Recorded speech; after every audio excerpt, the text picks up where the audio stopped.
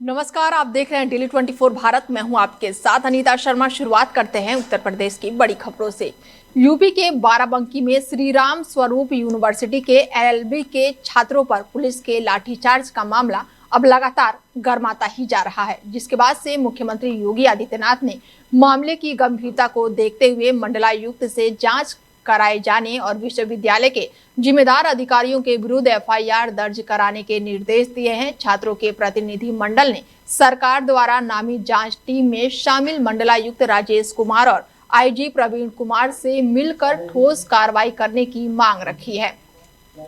छात्रों की पिटाई से नाराज मुख्यमंत्री योगी आदित्यनाथ ने एक्शन लेते हुए श्री राम स्वरूप मेमोरियल विश्वविद्यालय प्रकरण की जांच के आदेश दिए और दोषी अफसरों के खिलाफ मुकदमा दर्ज कराने के निर्देश भी दिए हैं। अवैध वसूली और छात्रों की मांगों को दबाने जैसे मामले भी इसमें सामने आए हैं, जिसकी गंभीरता से जांच की जाएगी।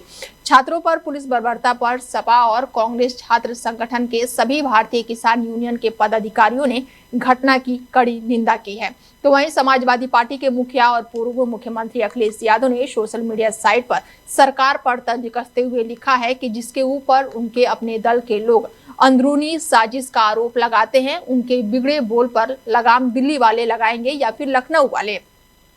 दूसरों पर उंगली उठाने वाले पान और घर दोनों सुधार है। इसके साथ ही अखिलेश यादव ने भी इस मामले पर अपनी तीखी प्रतिक्रिया दी है। देखिए, अभी हम लोगों ने आकर के अभी सभी चीजें विजिट की है और इंक्वायरी अभी है, ऑन है, और जो भी इस पे दोषी होगा उस पर हम लोग कार्रवाई करेंगे। यूपी के मथुरा में यमुना का रौद्र रूप देखने को मिल रहा है। दर्जनों गांव बाढ़ से काफी प्रभावित नजर आ रहे हैं। बता दें कि यूपी के मथुरा में यमुना का रौद्र रूप देखने को मिल रहा है और 3.5 लाख क्यूसेक से अधिक पानी यमुना में छोड़े जाने से जिले के हालात अब बिगड़ते दिखाई दे रहे हैं। 2 दिन बाद बाढ़ के हालात भयावह होंगे और ये पानी साल 2023 में आई बाढ़ का रिकॉर्ड तोड़ेगा। बाढ़ के हालातों को लेकर डीएम ने आपदा बैठक बुलाकर अधिकारियों को राहत कार्य में लगा दिया है और अब प्रशासन बाढ़ प्रभावित क्षेत्रों से लोगों को राहत शिविर में शिफ्ट करेंगे। यमुना का जलस्तर खतरे के निशान से लगातार ऊपर बढ़ने पर जिले में बाढ़ से हालात बने हुए हैं। कई कॉलोनियां जलमग्न हो गई हैं और कई गांव टापू बन गए हैं। ग्रामीण अपने गांव की सुरक्षा के लिए बोरियों में मिट्टी भरकर गांव के चारों ओर लगा रहे हैं ताकि गांव में पानी ना घुसे, लेकिन पानी का बहाव इतना तेज है कि ग्रामीणों की कोई भी जुगाड़ काम नहीं कर रहा है। रविवार को सुबह 4 बजे से 4 घंटे हुई तेज बारिश ने और खतरा बढ़ा दिया है और इससे लोगों का धड़कनें लगातार बढ़ने लगी है। डीएम ने बताया कि यमुना जलस्तर में 4 से 6 सितंबर के बीच जलस्तर खतरनाक लेवल के आसपास पहुंच सकता है।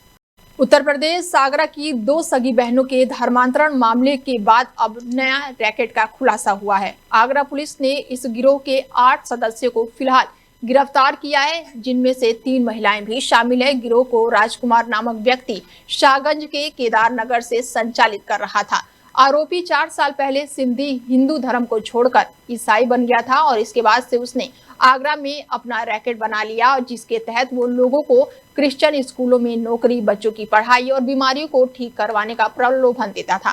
राजकुमार ने पुलिस को बताया कि उसके पास से उसे पैसे भी मिलते थे। पुलिस ने उसके ठिकाने से बाइबल, ईसाई धर्म की किताबें और अन्य सामग्री फिलहाल बरामद की है।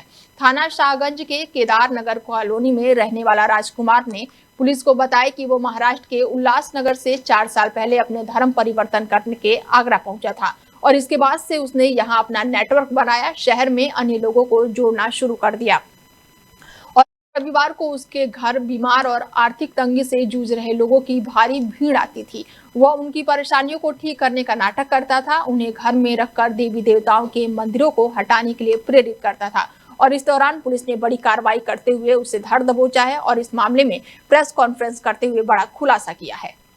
अलीगढ़ के थाना कोतवाली नगर क्षेत्र के ऊपरकोट पर नगर निगम ने अवैध अतिक्रमण हटाओ अभियान चलाया है और इस दौरान नगर निगम ने प्रवर्तन टीम ईडी के साथ टीम द्वारा अवैध अतिक्रमण को तोड़ा गया है और नगर निगम की टीम को सड़क पर अवैध रूप से अतिक्रमण कर रहे सख्त कार्रवाई भी दिखाई है और नगर निगम की टीम ने अवैध अतिक्रमण करने वाले तख्तों को भी बुलडोजर से तोड़ दिया है और इस दौरान टूटे हुए तख्तों की लकड़ी को ले जाने के लिए स्थानीय लोगों की भारी भीड़ जुट गई है और स्थानीय लोग लकड़ियों को भी लूट कर ले गए हैं। अवैध अतिक्रमण को तोड़ने के बाद से नगर निगम की टीम ने स्थानीय दुकानदारों को चेतावनी देते हुए सख्त हिदायत दी है।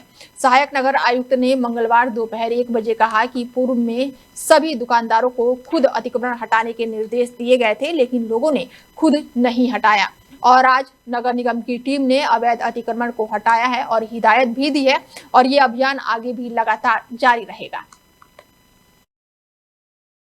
शहर में जो भी अस्थायी अतिक्रमण है, जैसे नालों पे कब्जे और सड़क के किनारे कब्जे, लोग आम जन परेशानी हो रही है। पहले भी अभियान चल रहा है और लगातार चलता रहेगा। अवैध अतिक्रमण के खिलाफ जो है अवैध अतिक्रमण कतई बर्दाश्त नहीं होगा। शहर वाले लोगों से भी गुजारिश है कि अपना अतिक्रमण हटा लें। पहले भी अनाउंस कराया गया, कई बार कराया गया, कुछ लोग नहीं हटाए, उनके खिलाफ जो है कार्रवाई की जाएगी और उसको जब्त किया जाएगा। खबर यूपी के मिर्जापुर से है, जहां पर अवैध कब्जे पर बड़ी कार्रवाई देखने को मिली है। प्राचीन शिव मंदिर पर बवाल मचा हुआ है। मिर्जापुर के महंत शिवाला स्थित प्राचीन शिव मंदिर पर मिर्जापुर के भूमाफियों द्वारा मनमाने ढंग से न्यायालय के आदेश के आड़ में किए गए अवैध कब्जे और निर्माण कार्यों के विरोध में स्थानीय शिवाला महंत के नागरिकों के साथ आम आदमी पार्टी के वरिष्ठ प्रदेश उपाध्यक्ष और राष्ट्रीय महामंत्री अखिल भारतीय ब्राह्मण कल्याण संस्था सुनील कुमार पांडे एडवोकेट के नेतृत्व में जिला मुख्यालय पर विशाल प्रदर्शन किया गया और प्राचीन शिव मंदिर पर अवैध कब्जे के विरोध में जिलाधिकारी मिर्जापुर पवन कुमार गंगवार से मुलाकात करके उन्हें सारी स्थितियों से अवगत कराया गया। प्राचीन मंदिर पर किए गए अवैध कब्जे को हटाने का अनुरोध किया गया, जिस पर जिलाधिकारी मिर्जापुर पवन कुमार गंगवार ने उप जिलाधिकारी सदर गुलाब चंद जी को मौके पर भेजकर मंदिर पर अवैध कब्जा हटाने के निर्देश दिए। खबरों में आगे बढ़ते हैं और खबर ये मिर्जापुर से थी, जहां पर आपने देखा, और अब खबर लेते हैं गाजियाबाद से, जहां पर एक बार फिर से यमुना नदी का जलस्तर लगातार बढ़ता हुआ दिखाई दे रहा है। घर और झोपड़ियों में पानी घुस गया है और ग्रामीण लगातार कह रहे हैं कि ये सब बर्बाद हो रहा है। गाजियाबाद के लोनी क्षेत्र में यमुना का जलस्तर लगातार बढ़ रहा है और बाढ़ का खतरा मंडरा रहा है। हथनी कुंड बैराज से छोड़ा गया पानी मंगलवार तक यहां पहुंचने की संभावना थी और साथ ही प्रशासन अलर्ट मोड पर है और लोगों से सतर्क रहने की अपील की जा रही है। हथनी कुंड बैराज से करीब 3,21,000 क्यूसेक पानी छोड़ा गया है और निचले इलाके में पानी भरना अब शुरू हो गया है। खेत जलमग्न हो चुके हैं और डूब क्षेत्रों के घरों में भी पानी घुस गया है। पानी खतरे के निशान को पार कर चुका है और बाढ़ का खतरा और गहरा गया है। प्रशासन ने पूरी तैयारी कर ली है। बाढ़ चौकियों पर अधिकारियों की तैनाती की गई है। अनाउंसमेंट करके लोगों को ऊंचे स्थान पर जाने की लगातार अपील की जा रही है। तो वहीं राहत सामग्री की पूरी व्यवस्था है, किसी को घबराने की जरूरत नहीं है। प्रशासन लगातार पूरी तरह से अलर्ट मोड पर नजर आ रहा है। हथनी कुंड बैराज से 3 लाख लगभग पानी छोड़ा गया है यमुना में, जो कि अपने पूरे प्रभाव में, जैसा कि सिंचाई विभाग द्वारा बताया जा रहा है, कि 2 से 3 बजे के बीच में हो जाएगा। हमारी तैयारी पूरी है। अभी हम बाढ़ चौकी पर खड़े हैं, आप देख सकते हैं सभी विभागों के लोग यहाँ पर हैं। सभी प्रकार की व्यवस्थाएं ऑलरेडी सुनिश्चित कर ली गई हैं, चाहे मूविंग टॉयलेट हो, चाहे पानी के टैंकर हो, मेडिकल किट्स हो, राहत सामग्री हो, खाने पीने का सामान हो, टेंट आदि की व्यवस्था भी सुनिश्चित कर ली गई है। पुलिस आदि को भी अलर्ट मोड पर कर दिया गया है। इसके अलावा हमारी राजस्व की टीम और अन्य विभागीय टीम अपने अपने कार्यों को कर रही है। हथनी कुंड बैराज से 3 लाख लगभग। महाराजगंज जिले के सदर कोतवाली क्षेत्र के निवासी गणेश चौधरी के 12 साल के पुत्र हिमांशु चौधरी की हत्या के विरोध में विश्व हिंदू परिषद बजरंग दल के कार्यकर्ताओं ने विश्व हिंदू परिषद बजरंग दल के जिला अध्यक्ष अरविंद सिंह आदित्य के नेतृत्व में जिला अधिकारी कार्यालय के बाहर जमकर विरोध प्रदर्शन किया। उन्होंने दोषियों के खिलाफ सख्त कार्रवाई किए जाने की मांग करते हुए जिलाधिकारी को मुख्यमंत्री के नाम ज्ञापन भी सौंपा। कार्यकर्ताओं ने मांग की कि हत्या के आरोपियों को फास्ट ट्रैक कोर्ट के माध्यम से फांसी की सजा दी जाए और उनके घरों पर बुलडोजर चलाया जाए। उनका मानना है कि ऐसे जघन्य अपराधों को रोकने के लिए कठोर कदम उठाना आवश्यक है।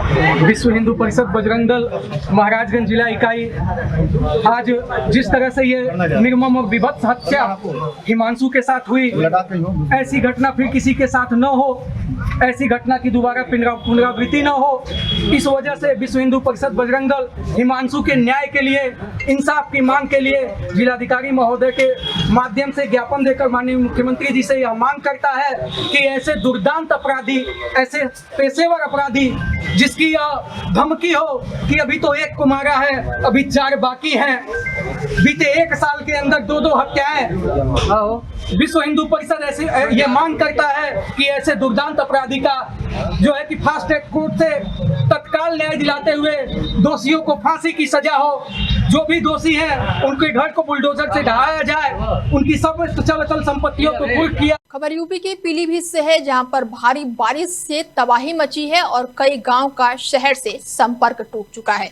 पीलीभीत में भारी बारिश से जमकर तबाही देखने को मिल रही है और साथ ही नदियों में पूरी तरह से उफान आया हुआ है और सैकड़ों एकड़ फसलें पूरी तरह से जलमग्न हो गई हैं। गांव जगतपुर जाने वाली पुलिया टूटने से गांव का शहर से संपर्क टूट चुका है। नदी के लगातार जलस्तर बढ़ने से आसपास के ग्रामीण काफी परेशान हैं। धान और गन्ने की तैयारी तो पूरी तरह से हो चुकी है, लेकिन फसल अब पूरी तरह से डूब गई है, जिससे किसान काफी परेशान नजर आ रहे हैं। लगातार हो रही मूसलाधार बारिश के कारण अभी भी तबाही की आशंका बनी हुई है। गांव जगतपुर हो या फिर शीतलपुर समेत कई गांव में सैकड़ों एकड़ फसल पूरी तरह से बर्बाद नजर आ रही है। इलाके के खनौता नदी के किनारे बसे हुए गाँव में भारी नुकसान देखने को मिल रहा है। बाढ़ से जी बहुत नुकसान हुआ है। ये दर्जनों गांव इसकी चपेट में है और ये हल्का शीतलपुर से लेके इधर पीछे जगतपुर है, आगे मरौरी कलेक्टरगंज से लेके आगे ईसापुर कुरैया तक है और बहुत इसकी मार झेल रहे हैं हम लोग। लास्ट ईयर भी ऐसे ही काफ़ी नुकसान हुआ था, लेकिन शासन प्रशासन की तरफ से कोई भी हमें मदद नहीं दी गई। अब पूरी फसल शुरुआत से लेके फसल पकने तक लगभग एकड़ पे 20 से 25 हज़ार रुपये खर्चा आ जाता है, लेकिन अभी तक हमारी अब फसल जो है वो पक्के बिल्कुल अब तैयारी पे ही है, बिल्कुल अब पकने की कगार पे ही है, लेकिन अभी तक कोई अब इतना जो खर्चा लग गया है, अब शासन प्रशासन से यही उम्मीद करते हैं कि हमें उसकी भरपाई दी जाए। पीलीभीत पुलिस और एसटीएफ नोएडा यूनिट को बड़ी सफलता मिली है, जहां पर 50,000 के इनामी बदमाश को एसटीएफ पुलिस ने गिरफ्तार कर लिया है। बता दें कि शशांक बजाज उर्फ सोलू कई दिनों से गिरफ्तार था और साथ ही गैंगस्टर एक्ट में वो वांछित चल रहा था और वहीं पुलिस ने बड़ी कार्रवाई करते हुए उसे गिरफ्तार कर लिया है। शशांक बजाज उर्फ सोलू नाम बताया जा रहा है और इस पर आधा दर्जन से मुकदमे पहले से ही दर्ज हैं। कोरोना काल के समय से ये फरार चल रहा था बदमाश और वहीं एसटीएफ ने बड़ी कार्रवाई करते हुए इसे लुधियाना पंजाब से फिलहाल गिरफ्तार किया है। थाना कोतवाली पीलीभीत पुलिस एवं नोएडा एसटीएफ की कड़ी मेहनत द्वारा एक 50,000 के इनामिया अपराधी शशांक बजाज को लुधियाना पंजाब से गिरफ्तार किया गया। इस अपराधी के विरुद्ध 6 गंभीर मुकदमे पंजीकृत थे, जिसमें गैंगस्टर का मुकदमा भी पंजीकृत है। आपको बता देना चाहता हूँ कि यह अपराधी 2020 में पुलिस की गिरफ्त से भाग गया था। जब ये कोरोना से ग्रसित हुआ था एवं अस्पताल से सितंबर 2020 में भाग गया था। तब उसके बाद 2021 में इसके ऊपर 50,000 का इनाम घोषित किया गया था और आज पीलीभीत पुलिस एवं एसटीएफ नोएडा द्वारा एक कड़ी मेहनत करते हुए बहुत अच्छे तरीके से गिरफ्तार किया गया है और आगे कोर्ट में पेश कर विधिक कार्रवाई की जाएगी।